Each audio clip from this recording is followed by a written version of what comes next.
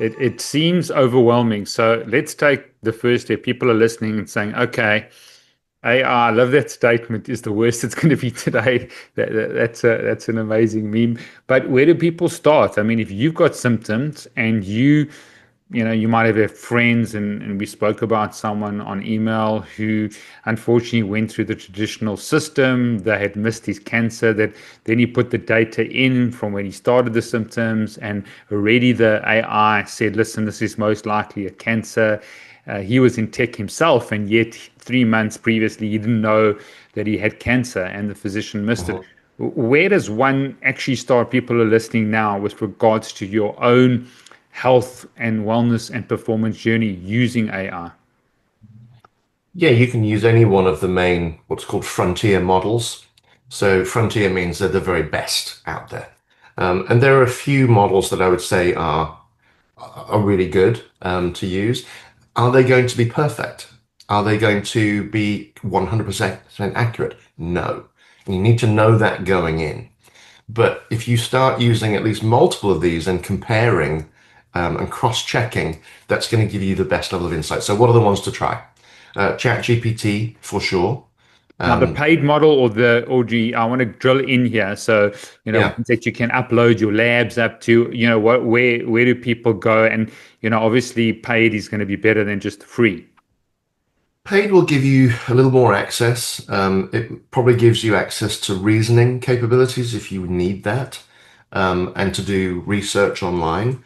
But they're $20 a month. Yeah. So, and you can turn it on and turn it off.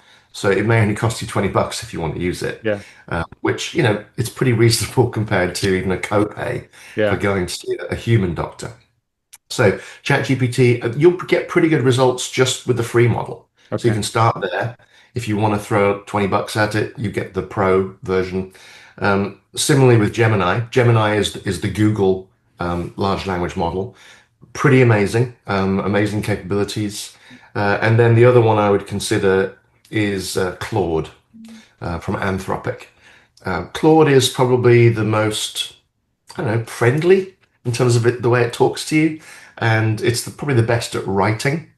But I've not tested these for medical stuff. Full disclosure, I've not used it for Mm, that. I've only used mm, ChatGPT. But I think they're all going to be equally good. They all have sort of equal access to all the medical data that's posted online. mm. But I mean, you, this AI futurist, you see the future.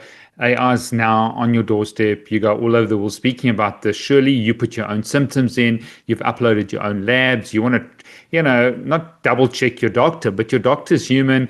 He might have, a preconceived lens that he's wearing because he's seen 10 patients with testosterone cancer in the last 2 days, and he sees something. He's got biases. He's got his own medical training. Then he's, might be 60, so you might have a bit of cognitive decline.